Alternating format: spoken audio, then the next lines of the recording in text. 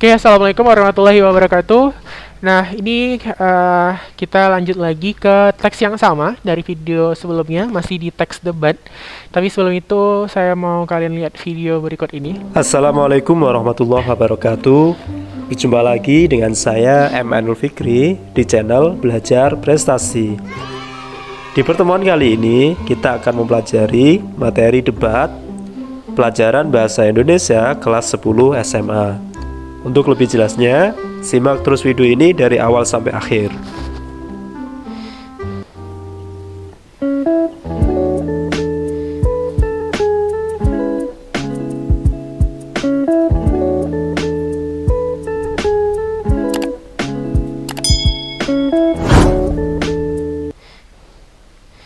Nah, ini untuk pengertian teks debat ya.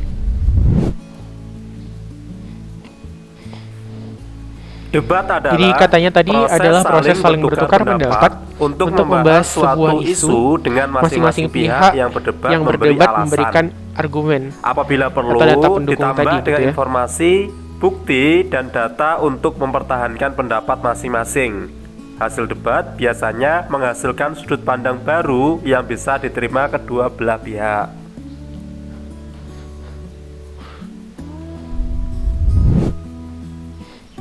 Unsur-unsur debat.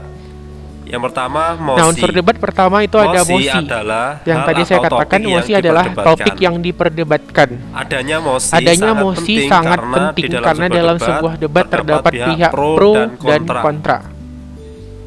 Contoh, ujian nasional tidak dapat dijadikan tolak ukur kemampuan siswa. Contohnya yang pertama, nah, di sini kita akan memunculkan sebuah pertanyaan, apakah ujian 3 hari memang mampu mengukur kelulusan atau proses belajar yang dilaksanakan selama 3 tahun?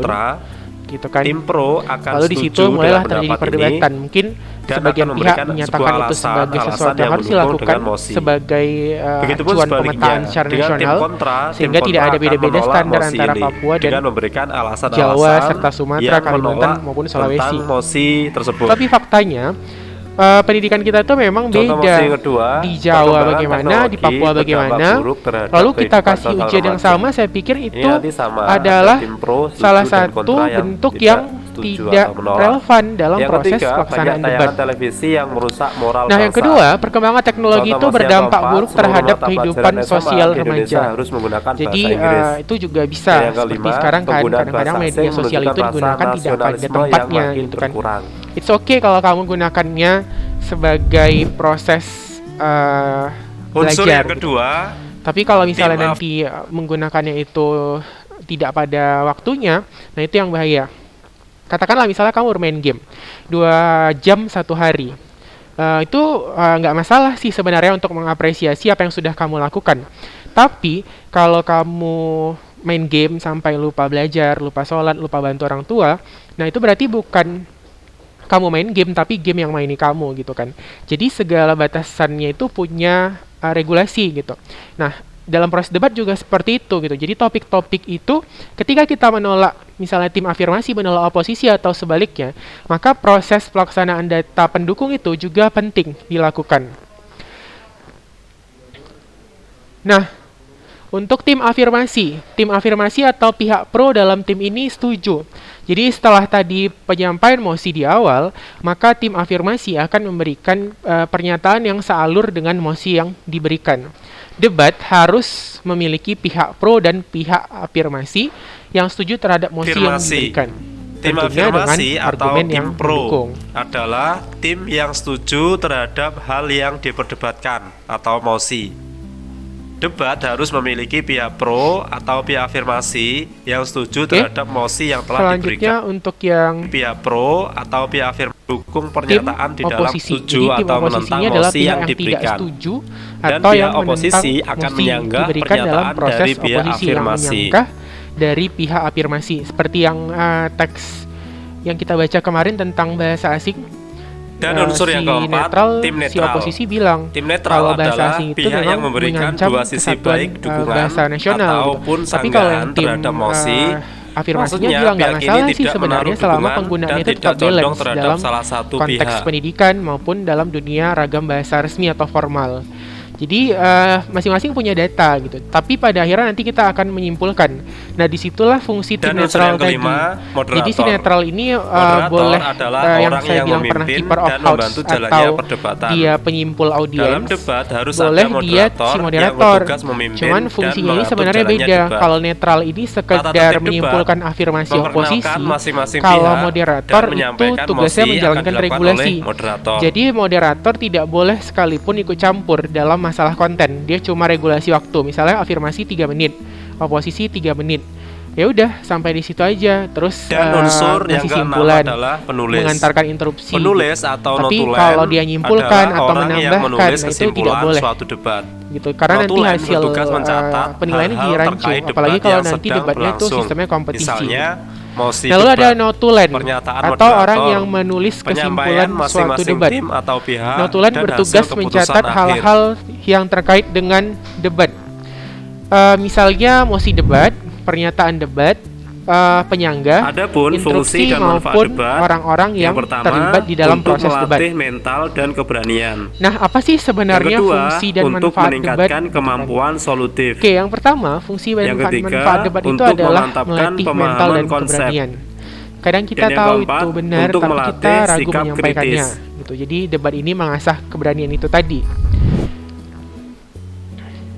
Nah, yang kedua, kita diajarkan untuk meningkatkan kemampuan solutif. Sering kita dengar masalah di lapangan, tapi kadang-kadang kita masih susah mencarikan solusi yang tepat dan sesuai. Lalu memantapkan pemahaman konsep.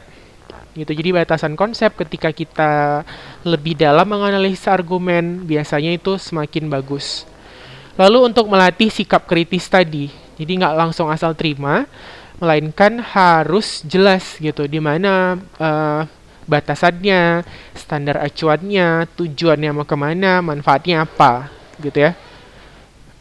Pemahaman konsep. Dan yang keempat, untuk melatih sikap selanjutnya, kritis. Dalam proses debat itu terdapat tujuan debat. Yang pertama, pertama tujuan debat itu untuk melatih keberanian mengungkapkan pendapat. Lalu melatih mematahkan pendapat lawan. Sebenarnya nggak mesti dipelajari sekali bagaimana cara kita menyanggah, tapi bagaimana cara kita meletakkan sesuatu yang benar itu sesuai dengan porsinya. Gitu. Karena kan kita ini ada kebiasaan itu membenarkan yang biasa, bukan membiasakan yang benar gitu kan. Jadi misalnya seperti di biologi, mungkin kalian udah belajar tentang teori Darwin. Ternyata kan sekarang itu teori itu diruntuhkan gitu. Kenapa? Karena konsepnya walaupun simpanse dan manusia itu mirip secara mungkin bentuk fisik atau volume otak, tapi kan kita tidak pernah melihat organisme transisi yang muncul di lapangan. Misalnya ada manusia setengah-setengah berbulu seperti simpanse gitu kan, tidak ada. Nah, itulah yang menyebabkan kita wajib harus melatih untuk mematahkan pendapat, bukan pendapat yang bagaimana, tapi pendapat atau kerangka berpikir yang sejauh ini masih salah gitu. Nah, terus meningkatkan kemampuan merespon suatu masalah. Jadi kalau kita merespon suatu masalah itu kan harus relevan ya. Sering kita lihat komen-komen di media sosial seperti IG, YouTube gitu kan. Komen gitu, tapi komennya itu nggak sesuai konteks gitu. Apa yang dibicarakan orang, apa yang dikomen dia gitu kan.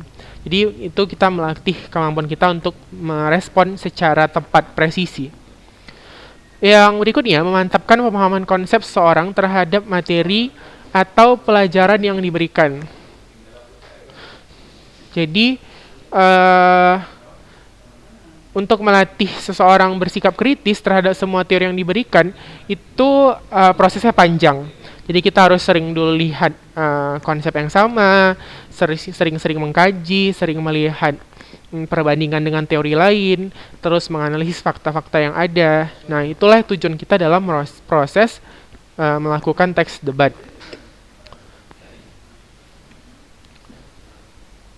Mengemukakan pendapat. Yang kedua, melatih mematahkan pendapat lawan. Yang ketiga, meningkatkan kemampuan merespon suatu masalah. Yang keempat, memantapkan pemahaman konsep seseorang terhadap materi atau pelajaran yang telah Kalau diberikan. Kamu sudah baca, nggak ada lagi terhadap kita bahas, semua kita teori. lanjut ke Pada struktur tahap debat. pengenalan, Jadi struktur setiap debat tim, tadi itu baik tim pertama afirmasi dan tim ada oposisi pengenalan dan tim netral, dari tim memperkenalkan afirmasi, diri. oposisi, dan netral. Yang kedua, Ada penyampaian argumentasi. penyampaian argumentasi. Pada penyampaian Di setiap argumentasi tim ini, itu mengajukan setiap argumentasi, tim menyampaikan baik itu si afirmasi, argumentasi oposisi, dan terhadap diakhiri dengan topik si yang tim dimulai netral. dari tim afirmasi, kemudian tim oposisi, dan diakhiri dengan tim netral. Dan yang ketiga, Selanjutnya debat. Pada proses debat, pada debat, setiap tim mengomentari mengomentari setiap setiap argumen dari tim lain. Dan yang keempat, simpulan. Baru terakhir simpulan. Pada Jadi simpulan itu setiap tim memberikan setiap tim ungkapan memberikan penutup ungkapan terhadap penutup pernyataan terhadap topik pernyataan sesuai topik dengan sesuai posisinya. Dan yang Oke, kelima, jadi keputusan. Keputusan dari hasil debat debat itu diambil keputusan dari hasil mana voting, batasan teori resolusi, yang paling benar, dan mana yang sebagainya. paling bisa digunakan dan paling manfaatnya itu paling banyak dan relevan.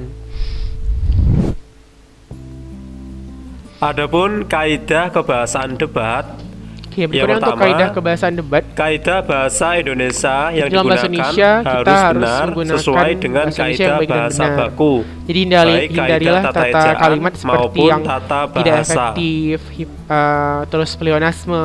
Yang kedua, berlebihan, ide yang diungkapkan apalagi, harus benar ambigu, sesuai dengan fakta dan bermakna dapat ganda. diterima Nah, itu yang akal menyebabkan sehat kita jatuh atau dalam proses logis, debat.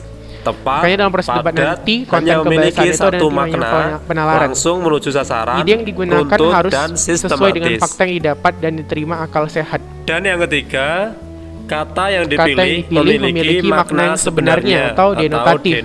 Di dalam proses debat, kita tidak diizinkan untuk menggunakan kata konotasi. Kenapa? Karena konotasi itu menyebabkan pengertian ganda. Tata cara debat yang pertama, memahami untuk dan tata cara menjalankan debat. peraturan Pertama, debat yang memahami telah dan menjalankan disepakati peraturan debat peserta yang telah dan anggota disampaikan debat. peserta dan anggota debat. Yang kedua, Sebaiknya pertanyaan diajukan, yang disampaikan dengan profesional, tidak menghina, menguji maupun merendahkan lawan. Pertanyaannya juga tidak boleh menyerang lawan juga tidak secara boleh menyerang pribadi, lawan tapi secara fokus pribadi, ke permasalahan tapi yang fokus sedang ke dibahas. permasalahan yang sedang Oke. dibahas. Selanjutnya Berikutnya, ajukan dengan analisis yang sebuah kritis, argumen itu dengan masuk analisis yang akal, kritis, runtut, masuk jelas, akal, dan tidak meruntut terbata-bata. jelas dan tidak terbata-bata. Nah, untuk tata Berikutnya, caranya yang pertama, dalam menyampaikan gagasan, kenali dan pahami kelemahan maupun kelebihan yang dimiliki lawan. Argumen yang disampaikan tidak perlu terlalu banyak karena waktu yang terbatas. Menyajikan gagasan yang akurat dan bisa dipertanggungjawabkan. Jadi gagasan tadi harus Yang bisa terakhir, dipertanggungjawabkan buatlah ya. kesimpulan yang menunjukkan pernyataan Lalu terakhir final buatlah simpulan dengan untuk kalimat yang pernyataan lugas final dengan dan kalimat yang langsung lugas menuju dan ke titik celah lawan. Dasar permasalahan.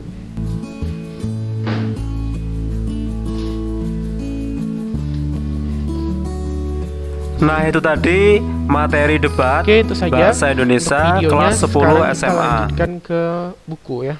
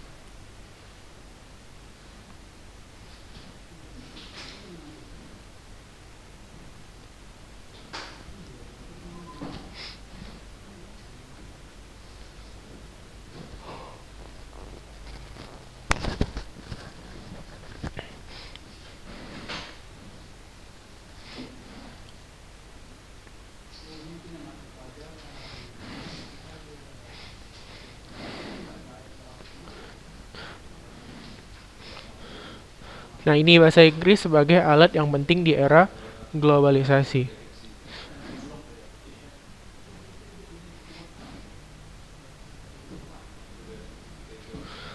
Oke, coba dibaca tim afirmasinya.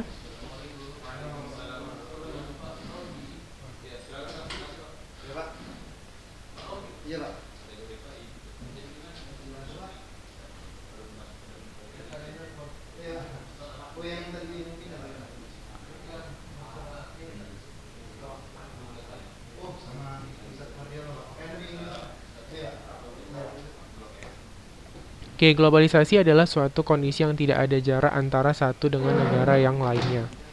Bahasa Inggris sangat penting sebagai alat komunikasi. Kita tahu bahwa komunikasi dengan negara ini sangat penting. Kita adalah bagian dari dunia, jadi kita tidak dapat hidup sendiri tanpa memerlukan bantuan. Kita membantu orang lain dan orang lain membantu kita. Untuk berkomunikasi dengan negara di sekitar, kita memerlukan alat. Apakah alat tersebut? Ya tentu saja bahasa. Aristoteles mengatakan dunia memerlukan bahasa internasional, dan itu adalah bahasa Inggris. Kita dapat berkomunikasi dengan orang asing dengan bahasa yang sama, jadi akan lebih mudah untuk memahami satu sama lain. Contoh, orang Indonesia berbicara dengan orang Tiongkok. Jika mereka masing-masing berbicara dengan bahasa negaranya, tentu mereka tidak saling mengerti. Namun jika berbicara dengan bahasa yang sama, komunikasi akan berlangsung dengan baik. Jika kita berbicara dengan bahasa asing, tentu saja orang-orang akan memperhatikan dan memandang kita sebagai orang yang cerdas. Ada anggapan sebagian seperti itu, tapi itu tidak selalu benar ya. Terus kami percaya jika tidak dapat berbicara dengan bahasa Inggris, kita dapat dikenal orang lain. Jika berbicara bahasa Inggris dengan baik, maka kita akan dengan mudah mendapatkan kesuksesan di era globalisasi. Negara Amerika sebagai negara termaju, warganya menggunakan bahasa internasional, bahasa Inggris. Jadi kita sebagai warga dunia harus bisa mengungkapkan bahasa Inggris.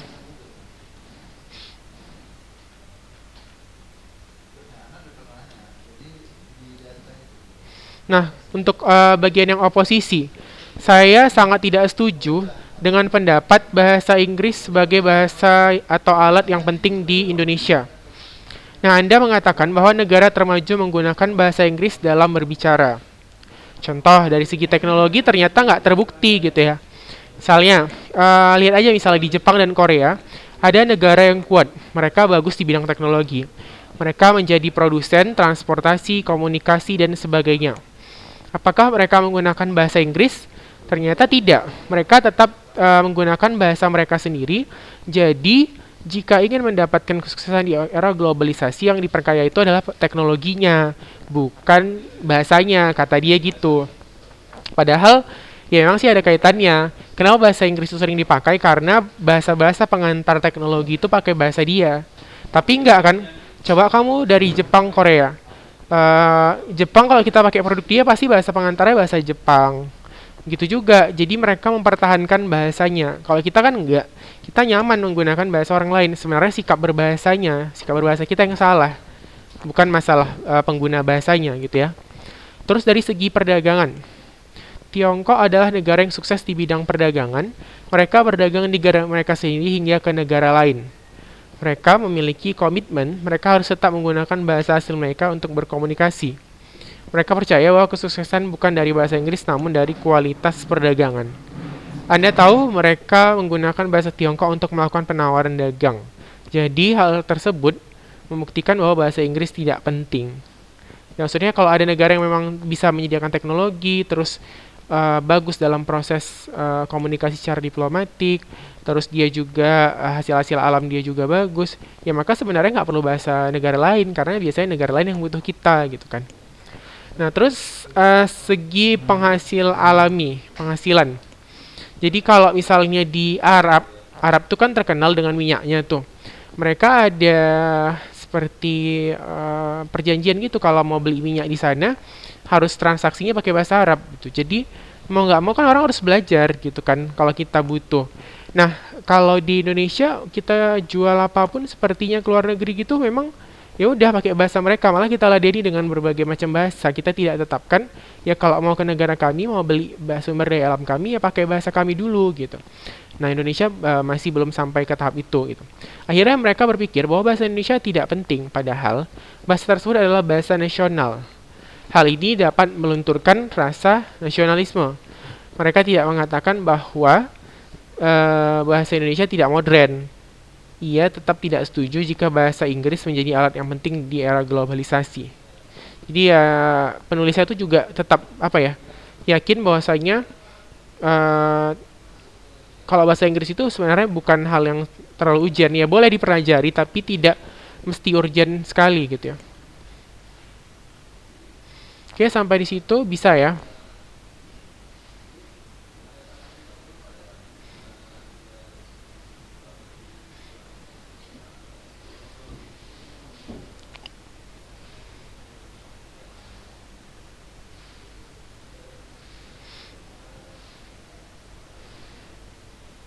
Oke, di sini ada latihan halaman 178.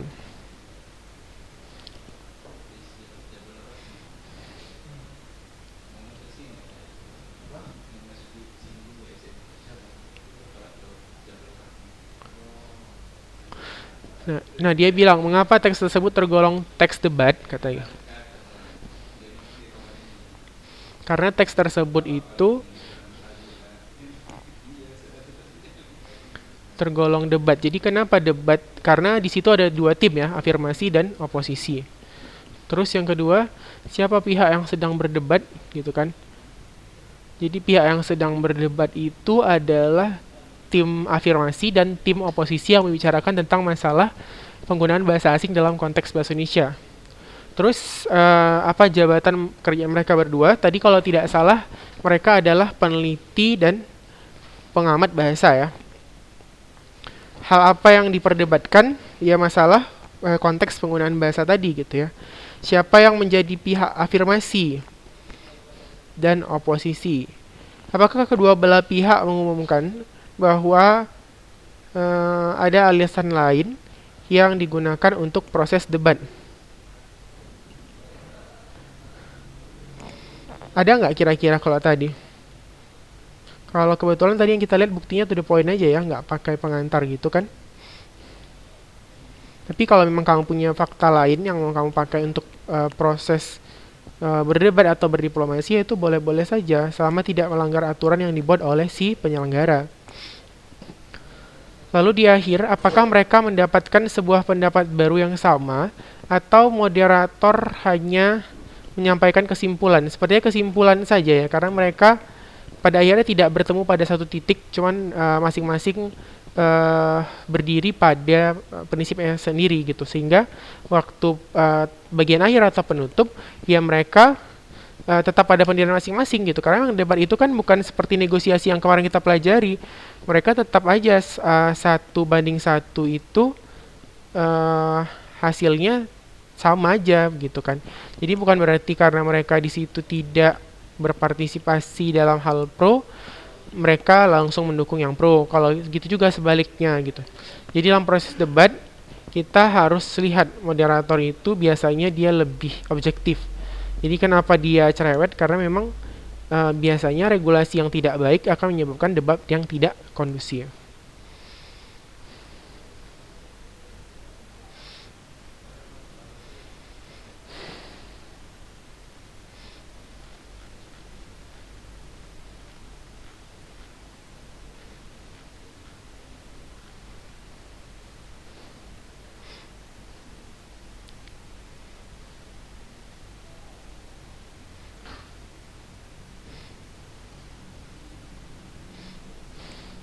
Oke, merumuskan tata cara debat. Jadi pada kegiatan yang sebelumnya kan kita sudah menganalisis unsur-unsur debat secara tugas, mengikuti peserta debat, kegiatan debat. Lalu bagaimana ini kamu hanya akan merumuskan tata cara untuk melaksanakan rapor. Jadi sebenarnya nggak jauh beda gitu kan. Terus carilah teks debat lainnya, baik tulis maupun lisan, dalam bentuk video, misalnya dari internet.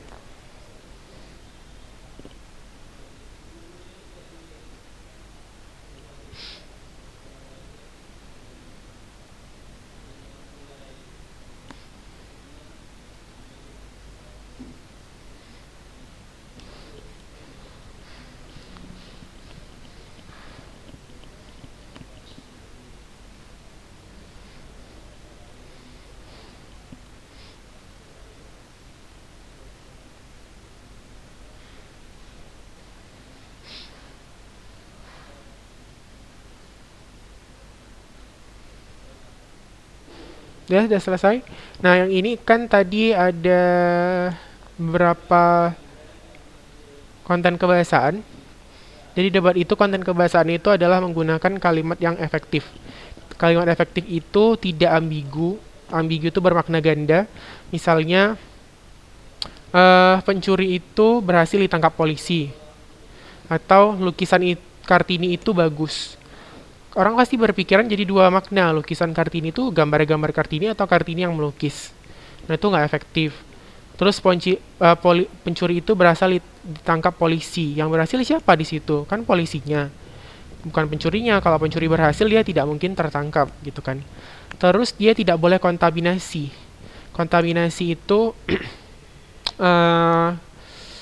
bisa kontaminasi bahasa asing, bisa kontaminasinya itu berupa bentuk. Misalnya bentuk berulang kali. Nah, itu salah. Yang benar itu berulang-ulang atau berkali-kali.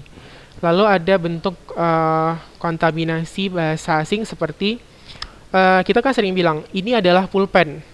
Kalau dalam bahasa Inggris memang tidak ada verba, berarti dia harus pakai to be kan, isek mawaswa. Kalau dalam bahasa Indonesia nggak perlu, nggak ada yang namanya kata ganti atau kata bantu dalam proses kalimat yang tidak membutuhkan itu gitu. Jadi misalnya ini pulpen, udah gitu aja. Tapi kalau bahasa Inggris kan memang harus ada it is a pen gitu kan. Terus penggunaan kata tanya lagi nggak boleh di tengah kalimat. Kan sering kita dengar orang bilang rumah di mana ia tinggal adalah rumah yang bagus. Nah, kata tanya itu harusnya letaknya di awal. Kalau dalam bahasa Inggris kamu pernah lihat kata tanya di tengah, itu bukan sebagai kata tanya tapi sebagai yang. Nah, misalnya pada kata tanya who, the person who helped me yesterday is good person. Nah, who-nya di situ kan sebagai yang, bukan sebagai siapa lagi gitu. The pencil which I borrow with you, it's not a good pencil gitu kan. Nah, berarti kan which-nya itu bukan lagi sebagai kata tanya, tapi sebagai yang. Tapi itu nggak berlaku pula dalam bahasa Indonesia. Bahasa Indonesia ya udah kata tanya aja, yang aja. Jadi kalau jumpa kata tanya, wajib kamu kedepankan. Nah, selanjutnya untuk struktur. Jadi ini yang paling dasar sebenarnya, tapi sering kamu lupakan, yaitu penggunaan pola SP. Kalimat yang baik minimal terdiri dari satu klausa, minimal satu subjeknya, satu pula predikatnya. Jangan P aja, predikat saja, atau subjek aja, atau keterangan predikat yang subjeknya nggak ada. Jadi minimal cek dulu, ada nggak S-nya, ada nggak P-nya. Itu kalau untuk efektivitasnya gitu.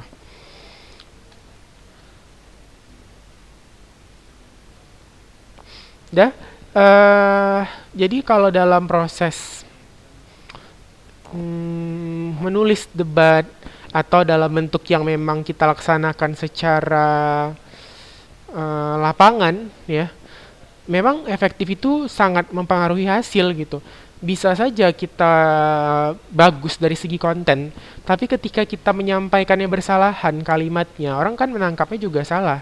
Nah, makanya kadang-kadang tim debat itu juga dinilai dari kecakapan dia dalam menyampaikan sesuatu, dalam proses mengefektifkan kalimat. Misalnya kamu bilang gini, marilah kita mencapai tujuan perusahaan secara efisien. Itu salah, karena efisien itu kan artinya tepat waktu. Mana ada tujuan diukur dari waktu gitu kan. Yang benar itu adalah mencapai tujuan secara efektif. Jadi satu-satu kata aja salah, dalam proses debat, pengertiannya udah rancu. Nah, itu yang bikin sering orang kalah dalam proses penyampaian opini atau argumennya. Argumennya benar, tapi cara dia memilih kata-kata, cara dia menyampaikan kalimat-kalimatnya itu yang tidak pas. tidak sesuai dengan konteks yang seharusnya.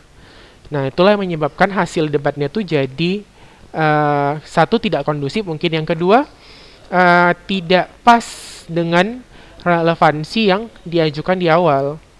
Seperti itu kurang lebih. Oke, itu saja sih materi untuk hari ini.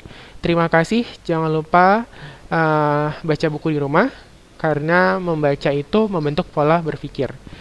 Oke, selamat siang, sore, malam. Assalamualaikum warahmatullahi wabarakatuh.